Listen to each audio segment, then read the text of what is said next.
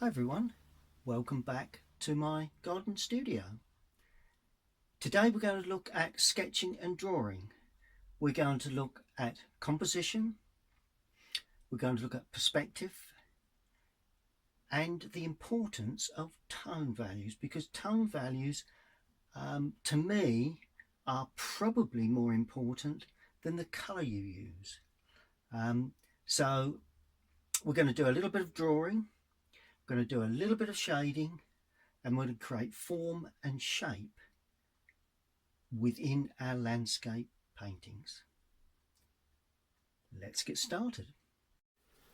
Well, here we go. These are the materials that you will need for the drawing exercise: perspective, tone, and composition. First thing you'll need is your 2B pencil. You'll need your putty rubber. Now, when we come to painting tone values, we're actually going to use the Payne's Grey. So you'll need the Payne's Grey tube squeezed into your section, that's my Payne's Grey there, and allowed to go hard, probably a good hour or so, and number 6 brush that points, and a water container, and of course you will need your masking tape, just a roll of any masking tape really, just to secure the paper to a board of some sort. And for this exercise I'm going to use copy paper, photocopy paper. It's you know, it's good for sketching, just simple little light sketches, and a very not particularly damp wash. Will only just be toning the paper. So those are the main elements that you'll need to start drawing, sketching and looking at tone values. Right, what do we mean by perspective? Well, when we look at any subject, particularly landscape, maybe buildings, trees, figures, even general things like hedging, particularly hedging trees, but also buildings, of course. So the buildings, the theory of perspective, the further away the object, the smaller they appear. Now that is the fundamental thing. Obviously, if we look at trees, they tend to appear smaller as they go away into the distance. They could be different sizes of trees. In that case, you could have a large one there and a smaller one there and then another large one. But overall, if they are similar sized trees, the further away they go, the smaller they appear. When we look at buildings, we've got 3 same size buildings here along a street, but they appear smaller as they go away into the distance. And in this particular, this is overshown really, because quite often perspective, what we call the vanishing point, is not dead center of your paper. But all I need you to understand is that when you look at objects, make certain that you realize that objects appear smaller as they go away into the distance. If we had figures standing at that door on the pavement, the figure would probably be around about that sort of height there. So there's a figure there. Funny looking figure, but there you go. Okay, there's a figure. Okay, that same figure would be the same height on the door, but nowhere near as tall. And another figure here would be the same height, even smaller. So that way you get your graduation going away into the distance. If that figure were to be as big as that figure would appear a giant against the distant building. Now, obviously, when you draw a building in perspective, you will notice that the corner nearer to you is taller and longer than the corner on the opposite side of the building. So that gives you a slope on the top and even more of a slope on the apex, on the ridge tile of the building roof. Windows follow that same pattern, getting smaller. That window is larger than that one. That window is larger than that one. They've all got their perspective. Then when you come to the same size building in the same row, then obviously you continue the line through that you've drawn, that you continue that through, and where it sits on the ground may be that it sits quite flat, and if that would be the case, then your vanishing point would be somewhere around there, and everything would slope to that. So it's observation, really. There's lots of books on the market regarding perspective that go into it in real depth, but I would say that when you're learning, you don't want to get bogged down with just purely perspective. You will gradually learn perspective. The more you draw, the more you observe, the more you will get used to drawing perspective.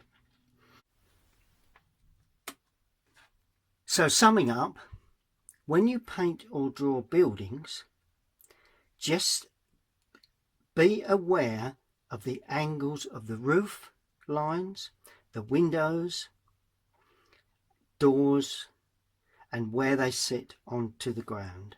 They can vary immensely.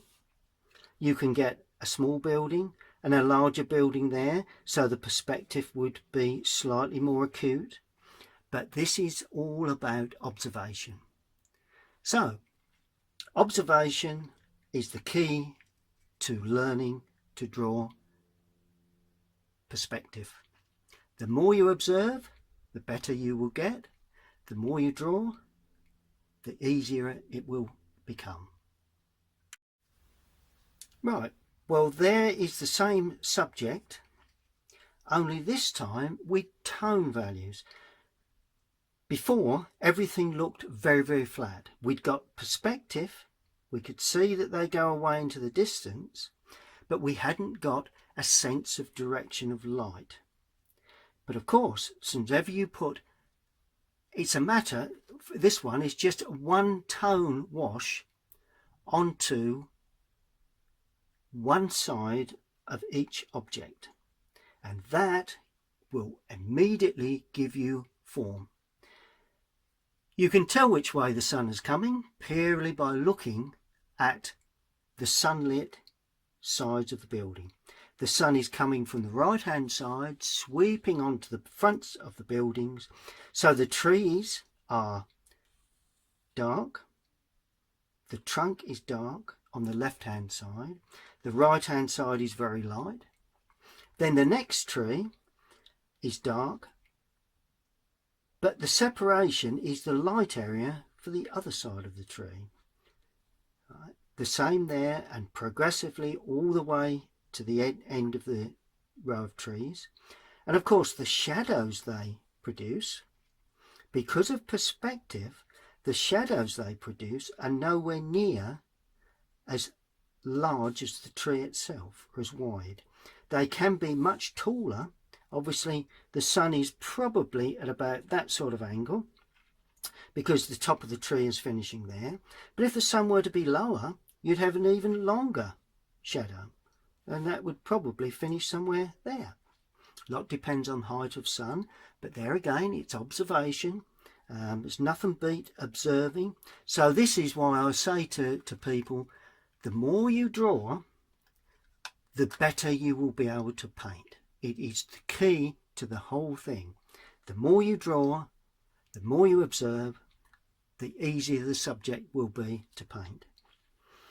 And if you notice, it's just a thin line because it's what we call foreshortened. When you look at if you were to get a light coming from behind the tree, then the shadow would be exactly the same size as the tree. But of course, as the sun comes around and the shadow moves, it gradually gets narrower and narrower until you get a sunlight coming right from the right hand side, and you're looking down the street. To see that in full size, you'd have to be looking down on top of it from above. So that's another thing to be aware of. But observation again, next time you're out and you look at a tree, just make certain that you think, you observe, if the sun is out, you observe the shape and length of the shadow. Now the buildings. Well, because the sun comes from the right and slightly behind the buildings in this case, not always, but this is the case, so it's slightly behind the buildings, that creates a shadow on the gable end and the left hand side of the chimney. And also, because the sun is fairly high up, the overhang of the roof line will create a shadow underneath the gutter area. Depending on how deep that overhang is, will give you more or less the depth of the shadow. This one is just a small overhang, so you get a small shadow. Then the windows, I'm not worried about glazing and all that sort of thing. I'm just looking at purely tone when sun hits a building.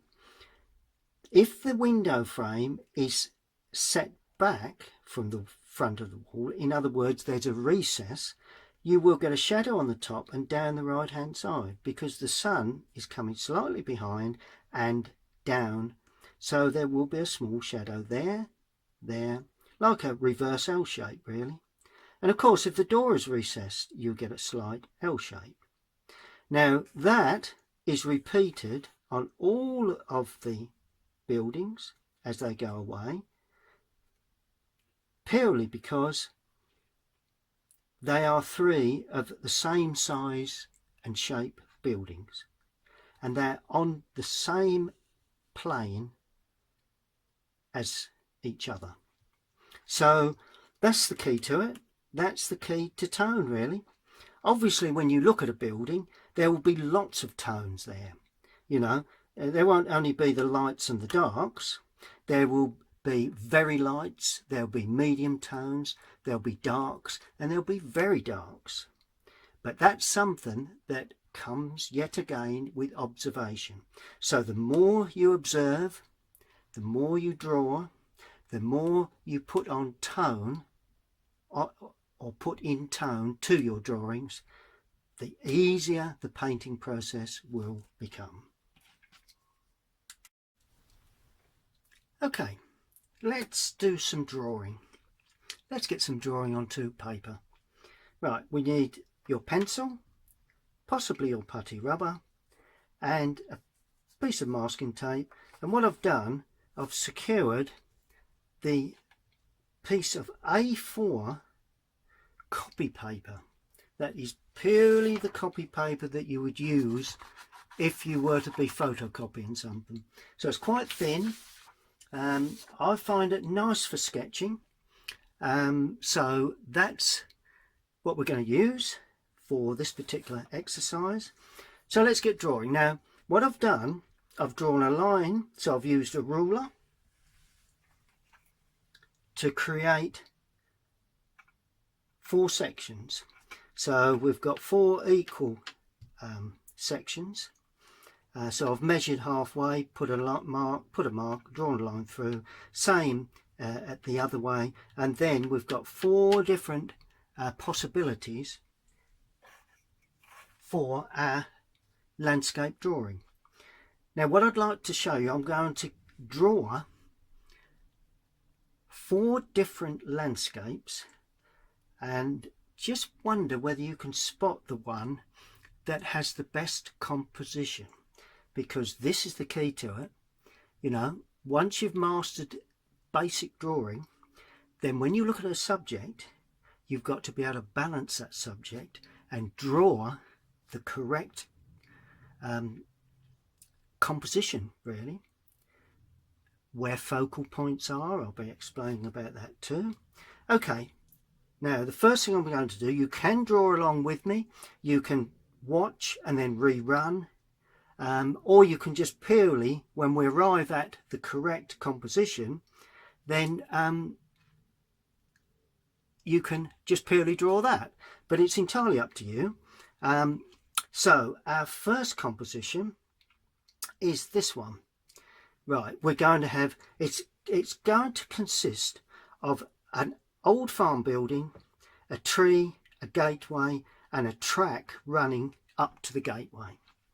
Now, first one I'm going to do is this one. That's the track. Notice how the track appears wider as it comes forward. Gatepost there. Tree. Okay, that's the bottom of the field there. Going to have the building there.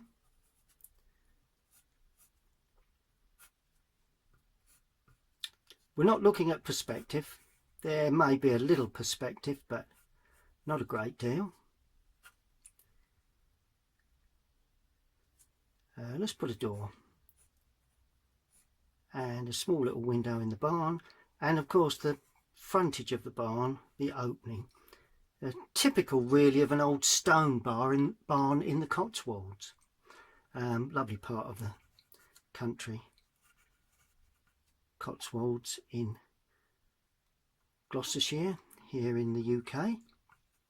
Right, bit of hedging, right, bit of fencing running into the tree, like that, and a little bit of small shrubbery there.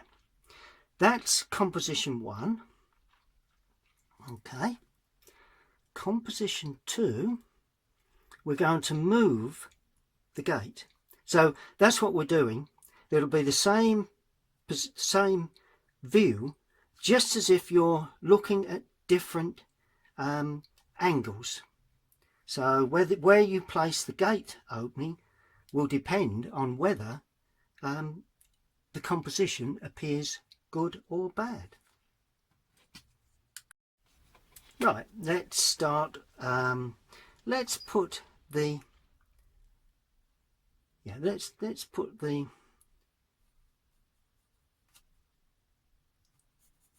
hedging there, or edge of the field, gate there, gate opening, track running away, and this time it runs further out of picture because you've moved over a little. That's you've moved it. You've moved the gate to the centre. Then we have the large tree here. That's that one.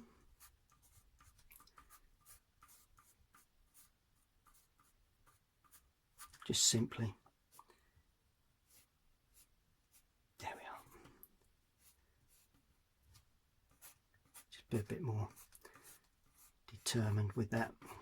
That's it. That's the large tree. Then we have the edge of the field again. And of course, the building sits somewhere around here. Try and get a similar size building. Like that. And of course, that angle would be the same there. There we go.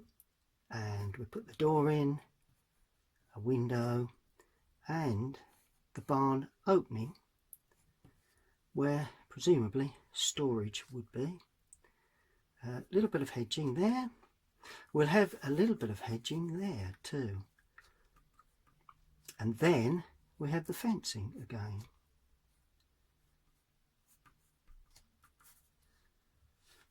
Brilliant. So that's the same subject, but we've moved the tree over with the gate dead centre, the gate opening. We haven't got a gate on there, but it's an opening. Good. So that's the 1 and 2 compositions. Okay, then the third composition. Okay, right. So what I'm going to do here, I'm going to move the gate opening even further to the left. So we've got a gate opening there. We've got the track that runs right out of picture now, there. Then we have the large tree that will actually sit quite well into the picture.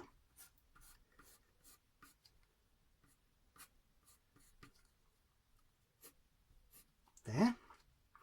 Then we have edge of the field, and the building will be sort of running out of picture now.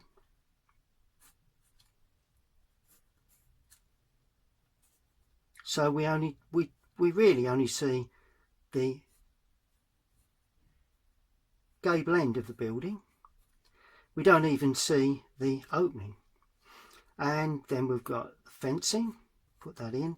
It's only broken old fencing. It's an old barn, let's call it an old barn. And then we have a bit of hedging there like that, and finishing there. So that's number 3 option.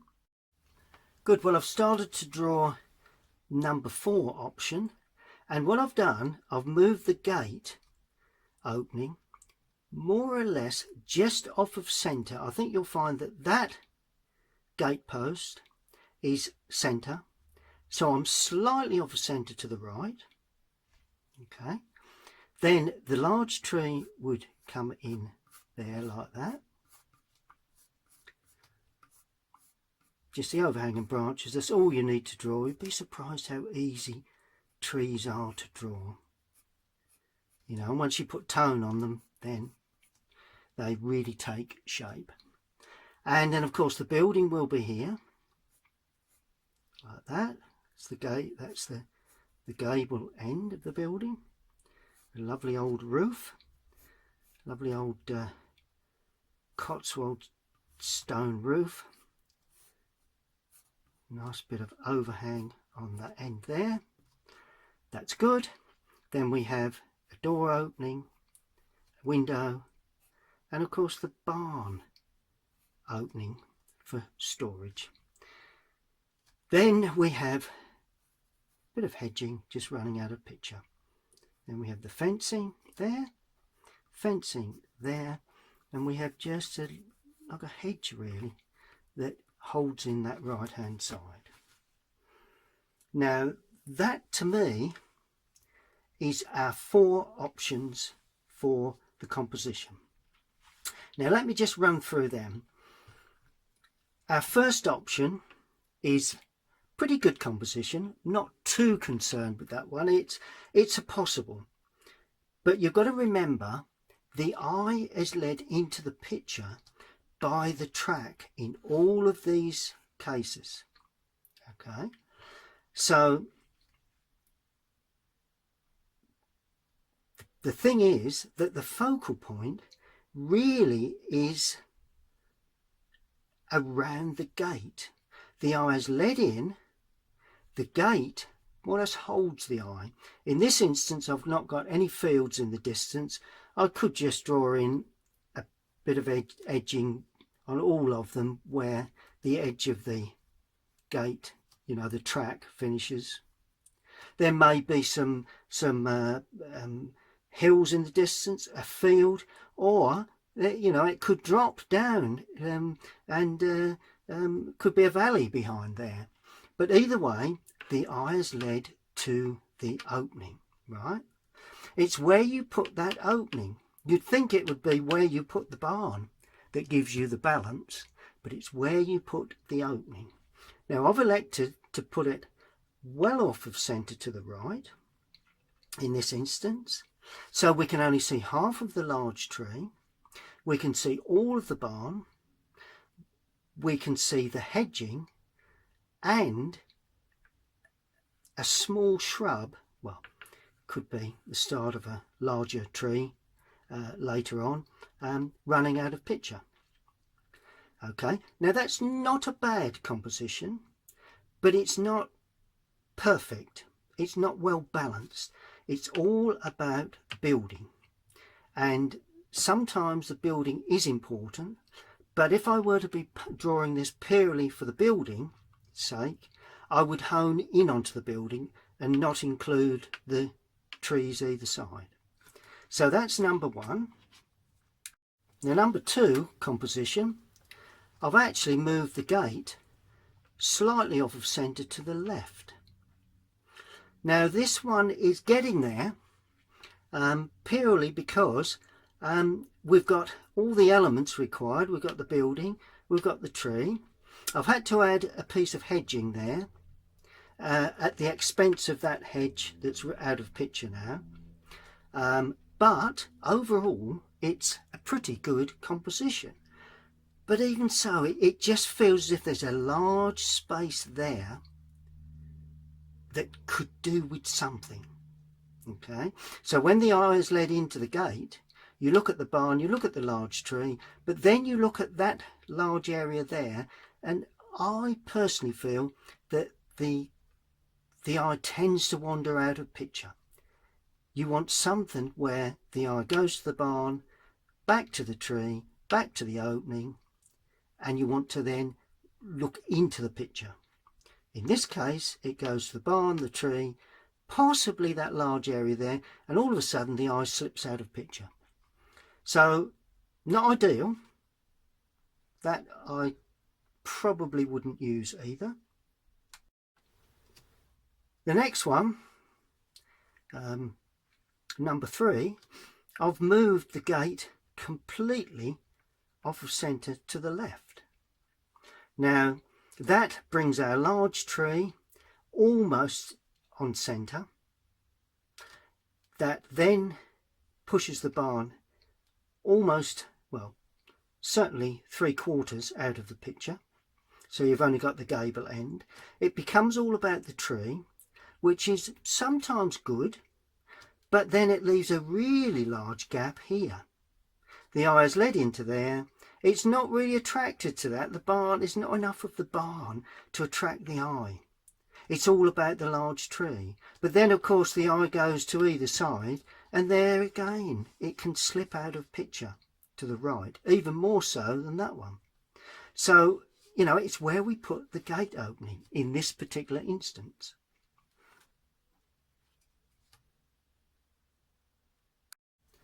Well, this is our final composition. The gate opening is slightly off of centre to the right. That pushes the tree out with a small amount of hedging there, nothing too dominant, and it brings the barn into play even more. But then again, not too much to allow the eye to slip out behind, as this one did. You know, the eye slips out. So to me, that would make an ideal composition. Focal point, gate opening, slightly off of centre. In most cases your focal points should be slightly off of centre. A nice height. You know, we could have put them up there and shown an awful lot of the field, but that would have been too much. If we'd have put them down there and shown very little of the field, then we would have had to have done a lot to the sky to make it interesting. This instance, it can have a simple sky. The large tree holds in the right hand side. The eye may just wander to that area, but these two areas really dominate. So the eye wants to go back and have a look at this, the building, but it doesn't want to run out of picture because you've got that piece of hedging, and then you go back to the middle again. So the eye just keeps scanning around the focal point. So that's the basic principle of composition. Balance. And if you look at those, if you draw those, I'm sure you will see that, you know, there are probably two options, but my favourite option is this one. That is first place for me.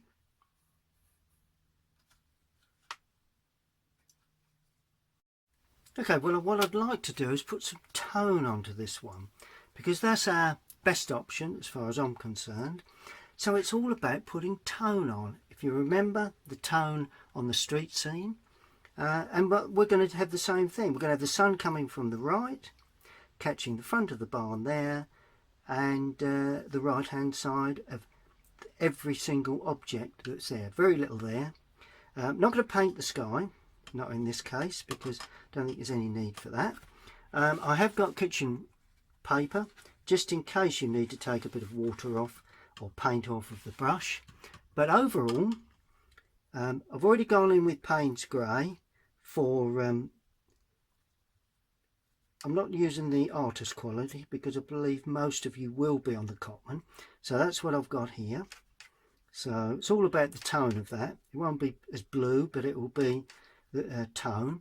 Now when you mix, tone will depend on how much paint you put in. You don't use white.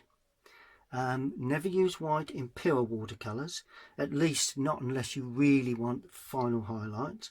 Certainly when you're sketching, I've not added white to the list, and I not intend to use white for the watercolour course. But first thing you need to do is to look at the shadow sides. I'm not going to put on too much intermediate tone, but we will do a little bit more to show overhanging shadow work. So let's put in the very light tone first. So plenty of water, very little paint, and if you've allowed the paint to dry overnight, then you will only be picking up a little paint each time you touch it, so you can control the amount of paint you have. Now this will give you the sort of like the lighter shadow work. Okay, so the lighter shadow work. Well, let's start with the building. Now, paint it on quickly and freely. We're painting on a flat surface, so we only want to put on very light washes. So paint across like that, down like that, and down like that, and then just leave it. There we are. That is the side of the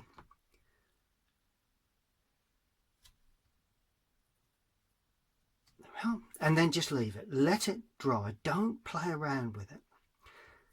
Okay, now I'm going to paint the left hand side of the tree. Now, tops of the tree, use the point. Just like that. If you watch the demonstration, you'll gradually get the idea of how to paint these lovely large trees. A little bit that side, not too much. Reload. Don't allow that brush to dry. Once it dries, then you lose the flow of colour, really. And just keep reloading. That's the shadow side of the tree. Then we have the shadow side of the trunk, and it will also be a little bit dark underneath as well. But you can just leave that light right hand side. We may put a medium tone on that very shortly. With the same mix, put in not the top, because that's really in sunlight, maybe a little on the left at the top, a little as you come down, but the left hand side, let's just keep adding more paint. There we are. The left hand side and the underside of that hedging will have a lot of colour like that. So that's the hedge that's running in, sunlight catching the top. Good. Now when we have, let's just do this hedging here. So it's a little bit of light on the top, quite dark where it meets the building, and certainly along the bottom edge. So that's our hedge that runs out of picture. Good. Well, there now will be some other little light areas that will just sort of help with the composition. So let's do the gate posts with the same mix, you know. May just leave the pencil work for the gate itself. We will see a little sort of shading here and there along the track, so just dotted around, and if you notice, I'm larger there than I am there because of perspective. You get a tuft of grass creating a shadow here, same size tufts of grass there would appear smaller. So that's always, you know, something to really think about. There's also a reverse L shape there for the building, for the door itself, because it's slightly recessed. There is one for the window, although that's actually in a touch of the shadow, but it's enhanced it by doing that. Good. Now I'm going to put a little light shadow on the sunny side of the trunk, because the trunk is probably dark, obviously being oak or whatever, so that is probably very dark. Then we have a bit more water, then we have a shadow running from the trunk across towards the track. Remember I said it has to be foreshortened? It drops down into the track like that, and it runs along the track. Whether it does go up the other side, wouldn't like to say completely, and it may just stretch a little bit that way if we've got overhanging branches. Good. Perfect. Allow that to dry before we put in just a little darker tone. One thing to note as it dries, that the areas that are very damp appear darker. See, we've got a damp area there, and that's very light.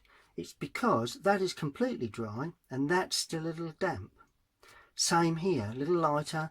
That may appear darker later on, but overall the tone value will gradually sort of mellow into each other. That's very dark because it's still damp, but as it dries it will appear much lighter than that. So that's something to remember when you're producing watercolours, that, you know, if you put a colour or a tone onto something, always looks darker when it's damp.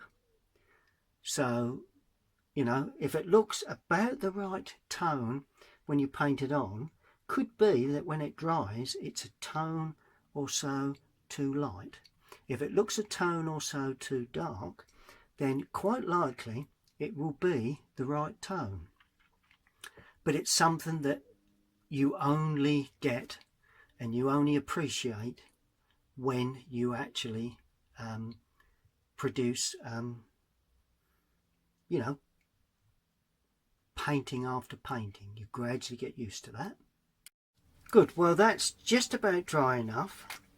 So now I'm going to stimulate the paint again and mix a slightly darker tone. Not too much, don't want to go too dark with this, because this will just pick up, you know, instead of just a light and a dark, we're having lights. This is the medium tone.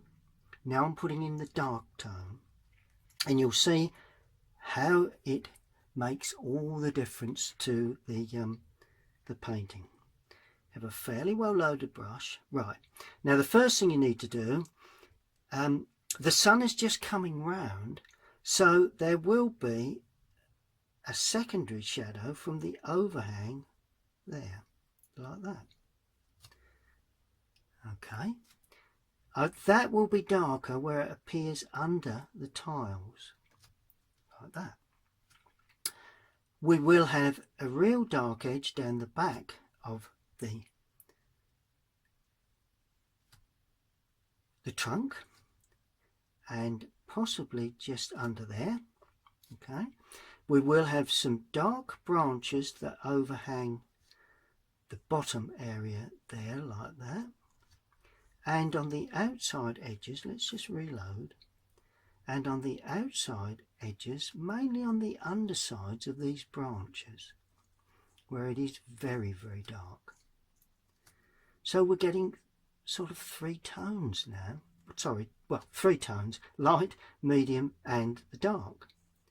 Just got a little bit of branch work there, a little bit there. Don't go into the light, although I say that you can, if you wish, pick up some dark overhanging branches just with the point of the brush. Not a bad thing to do. It just helps to shape the tree up. You know, when you're sketching, it's nice just to put in a little bit of extra tone on the right hand side. That just gives you a sense that there is shadow on that side.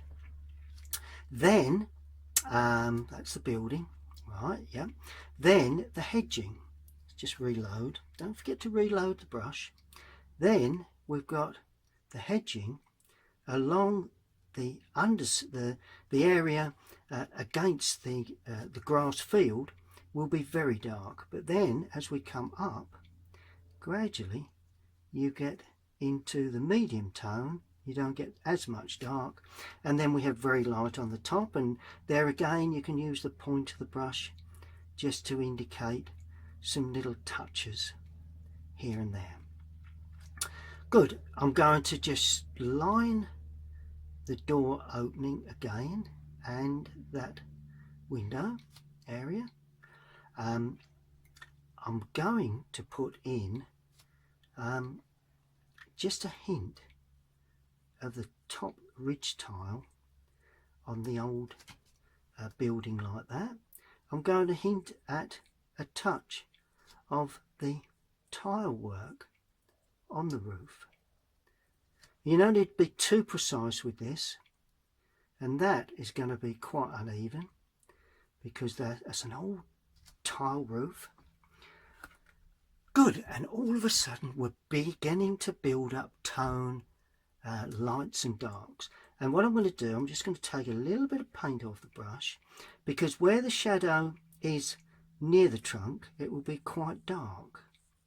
Then it will gradually appear less dark and slightly open. There we are.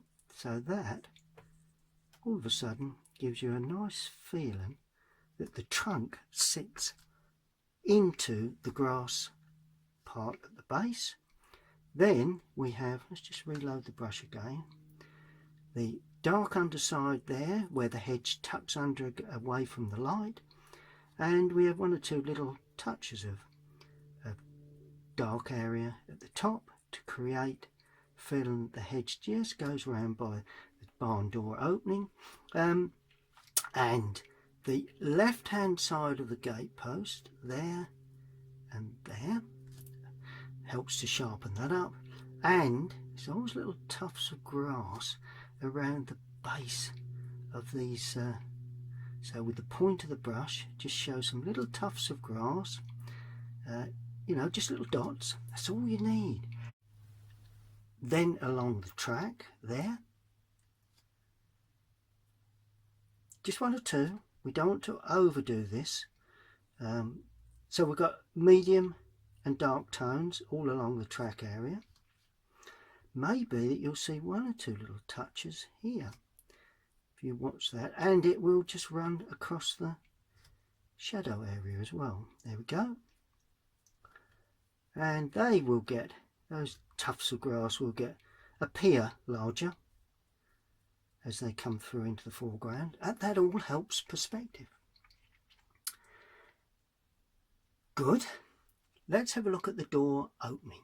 or the opening of the barn.